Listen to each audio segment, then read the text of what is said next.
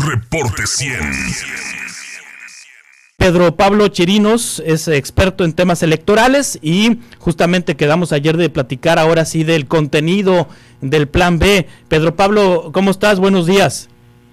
Muy bien, Juan Carlos, muchas gracias. Excelente miércoles a todos y un gusto estar aquí otra vez. Sí, sí, para un abogado leer 300 páginas me parece que cuando son temas muy técnicos es complicado y lleva algunas horas. Imagínate para un diputado que no lee ni en defensa propia.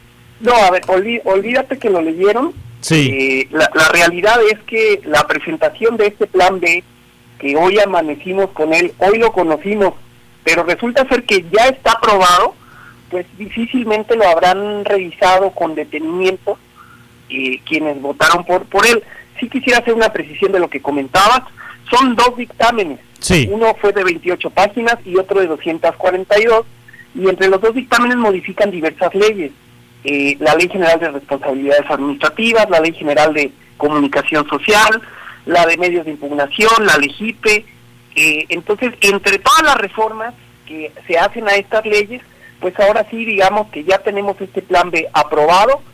En primera instancia, hay que recordar que el proceso legislativo, conforme a nuestra Constitución, da entrada para que la Cámara de Senadores, la Cámara Alta, revise este decreto y lo remita posteriormente al Ejecutivo. Entonces tenemos este Plan B aprobado hasta la mitad, por decirlo de alguna manera, sí, porque va a la Cámara de Senadores para su revisión. Ahora, ya lo dijiste tú, Juan Carlos, fue difícil de anoche que circularon los dictámenes a estas horas de la mañana, hacer un análisis profundo de las modificaciones en la parte legal. Yo creo que habría que hacer un análisis con más detenimiento para revisar las letras chiquitas de todos estos cambios, que no sean contradictorias entre sí, que no rebasen la Constitución, etcétera. Pero hasta este momento te puedo decir que lo que le propuso fue la modificación ahora sí al INE para detener el gasto, ¿no? Ya no podrían reasignar el ejercicio de sus partidas, el ejercicio de sus recursos, y mucho menos tener fideicomisos. Se unifican direcciones en el Instituto Nacional Electoral y también en las vocalías de los órganos que tienen en los estados. Si bien tenían antes 3 vocales, ahora solo van a tener un vocal en las entidades, y las direcciones, pues resulta que en mayo del año que viene se van a volver a repartir.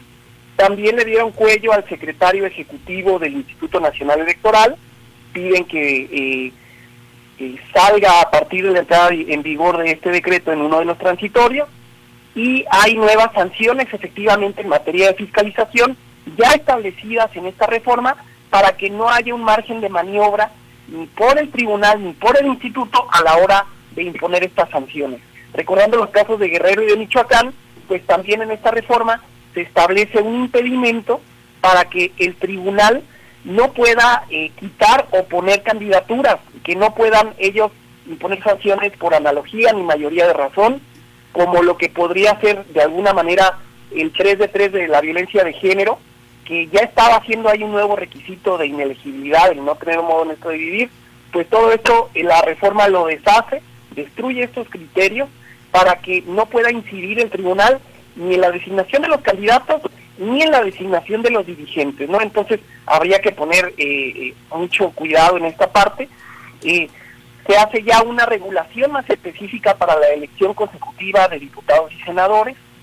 Se establece como algo novedoso un procedimiento de remoción para el presidente del Tribunal Electoral del Poder Judicial de la Federación. Esto no estaba contemplado antes, y se hacen ya algunas adecuaciones para prohibir con más un radio más amplio, un espectro más mayúsculo, la entrega de dádivas, despensas, tinacos, tarjetas, etcétera, ¿no? Esto se retoma y se prohíbe con mayor gravedad. Bueno, yo quiero ver cómo se va a implementar para efectivamente hacerlo válido.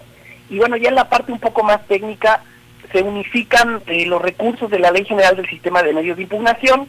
Digamos que para los abogados electorales, pues es fácil entender el JDC, que es el Juicio para la Protección de los Derechos Políticos, Electorales del Ciudadano, etcétera. Ahora se establece un juicio en línea que absorbe 2 o 3 de estos recursos, un juicio de revisión constitucional, que absorbe el recurso de reconsideración, y hay una reconfiguración un poco ahí en cómo va a operar el sistema. Se había dicho que desaparecían la sala regional especializada del Tribunal Electoral Federal, que es el que pone las sanciones por violar tiempos en radio y televisión, por actos anticipados de pre-campaña y campaña, por violar el artículo 134 de la Constitución cuando se usan los recursos públicos con parcialidad. Se pretendía desaparecer y que la Sala Superior, en una sección resolutora, resolviera en única instancia, y se hizo una reserva para que efectivamente siga siendo la Sala Regional del Poder Judicial de la Federación. Lo único que sí es que ya no va a haber estas dos nuevas salas regionales que la reforma de 2014 estableció que se tenían que crear, y pues resulta ser que nunca llegaron a este mundo, nunca estuvieron establecidas, pero ya las desaparecieron, ¿no? Entonces, un ajuste más que yo te diría, Juan Carlos, es falso que el padrón electoral pase a Registro Nacional de Población.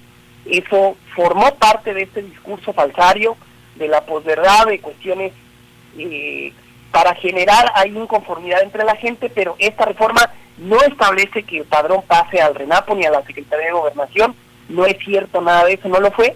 Pero bueno, a ver, de todo esto que yo te narré, Juan Carlos, va a estar ahora sí en manos de la Cámara de Senadores, y concretamente en las atribuciones de Ricardo Monreal, ver qué va a negociar para que sí pase y ver qué no va a pasar, ¿no? Sí. No sé si él se pegue a la barra de decir, estas iniciativas las firma el ciudadano presidente y las voy a aprobar íntegras como vienen, o si él quiera hacer sus negociaciones para poder irse colando por allá una candidatura, a lo mejor por el lado de la oposición. Vamos a ver qué ocurre, pero pues ya va a estar la pelota en la cancha de la Cámara de Senadores. Supongo que más tarde habrá las primeras declaraciones, y sí, yo te diría pues un poco de comprensión. Juan Carlos, fue muy apresurado de la madrugada. Sí. Hizo el favor una diputada, Rosa María Hernández Espejo, de acá de Veracruz, de facilitarme los dictámenes, que también están ahí en la página de Carmen Aristegui, y que con gusto te voy a compartir aquí a través de Sofía. Pero sí hace falta seguir con este análisis de cómo va a impactar todos estos ajustes, porque yo estoy cierto que es en las letras chiquitas donde está la parte que sí puede ser algo no necesariamente progresivo, ¿sí? Sí. Entonces, vamos a ver qué va a pasar con esto en los siguientes días, y al final del día, después de que la Cámara de Senadores lo apruebe y se publique por el Ejecutivo, pues ya los partidos estarán en aptitud de interponer las acciones de inconstitucionalidad conducentes. Seguramente lo van a hacer, y tendremos un último filtro de la Corte, que será quien tendrá la última palabra cuando resuelva esta acción de inconstitucionalidad en el primer semestre del año que viene. Antes del inicio del proceso electoral tendrá que estar validado y filtrado qué es lo que sí va a aplicar y qué es lo que no va a aplicar. Entonces, pues fue una reforma legal, ahora sí que aprobada en fast track, realmente una inusitada celeridad. Se le dispensaron todos los trámites de comisión, y bueno, yo sí celebro que al fin haya esta actividad en el legislativo que teníamos pendiente para saber qué era lo que venía de una reforma. Corríamos el riesgo de no hacer ningún ajuste. Bueno, van a ser ajustes menores, veremos qué tan menores o no son cuando revisemos efectivamente el impacto, pero pues sí hay cuestiones que van a causar de nueva cuenta escozor. Se prevé que para el año que viene, entre marzo y mayo, esté todo implementado, y que incluso ya con la nueva conformación de consejeros electorales, que la convocatoria viene ahorita el 13 de diciembre, pues repartan incluso nuevamente las direcciones ejecutivas del Instituto Nacional Electoral. O sea, va a haber otra vez repartición del pastel, si queda firme esta reforma así como viene. Entonces, vamos a ver qué sigue, Juan Carlos. Yo igualmente daré el seguimiento, y cuando encuentre esos detalles, tanto los positivos como los negativos, me encantaría volver a desarrollarlos ya con más calma y con más oportunidad de profundizar, desde luego, porque sí veo algunas cuestiones que pues son antidemocráticas. No creo que sea algo que el pueblo quiere, que no se pueda defender a los militantes que aspiran a ser dirigentes o candidatos de un partido político. Esto definitivamente que no tiene ninguna lógica, al contrario, contraviene lo que en criterios se ha avanzado para democratizar las instituciones de nuestro país. Entonces vamos a ver qué es lo que va a pasar al final del día y qué no, y cuál va a ser la nueva controversia que se va a ver aquí entre líneas de esta reforma ya está aprobada. Sí, afortunadamente hay una cámara revisora que es el Senado. A veces se critica en México que tengamos cámara baja y cámara alta. En este caso sí aplica que qué bueno que tenemos cámara alta en el caso del Senado, porque los senadores ahora tendrán la oportunidad con parsimonia, o sea, con calma, con tranquilidad, leer los documentos que aprobaron los diputados y revisar justamente esos detalles. Y además, bueno, el contexto político lo permite por la situación de Ricardo Monreal y algunos senadores que apoyan, o los senadores, el grupo de senadores que apoya a Ricardo Monreal. Ahora, Pedro Pablo Chirinos, a bote pronto, esta eliminación de áreas en el Instituto Nacional Electoral, este recorte en las juntas distritales, en lo local, ¿pone en riesgo la elección de 2024 o pone en riesgo la organización de la elección en 2024 o si es un ahorro? Bueno, yo creo que el argumento del ahorro, Juan Carlos, realmente nunca ha sido de esa entidad o categoría de relevancia o de necesidad para justificar todas estas acciones. Efectivamente puede haber lugar a ahorros a partir de esta reforma, sí, pero no son los ahorros que realmente depende la nación para sacar a la gente pobre de ese estado de necesidad que tienen. Lamentablemente yo no lo veo así, no lo comparto. Lo que sí también quiero decir es que de ninguna manera se ponen en riesgo las elecciones con lo que hace esta reforma.